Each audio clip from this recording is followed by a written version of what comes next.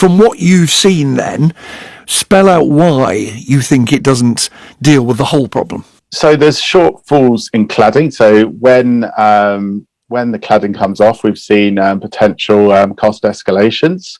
And as I said, those non-cladding costs, interim costs, so these high waking watch for costs for 24/7 fire wardens and insurance increased costs, all of this isn't supported. And that's basically what I'm campaigning for with my amendment.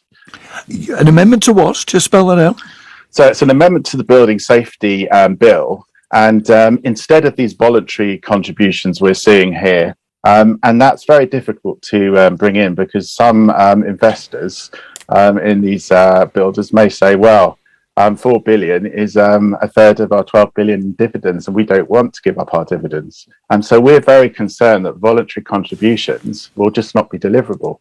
So Polluter Pays, our amendment, offers a mechanism to elicit those voluntary contributions outside of the courts with a scheme that makes them, the government will just make them pay if they're at fault, where they breach building regulations at the time, and bring in this extra money. And if they did choose to cause a bit of a hassle, we've made the appeals process very, very simple by using the first tier tribunal. Last word to you, Steve Day. I just heard you trying to get in there. What did you want to say?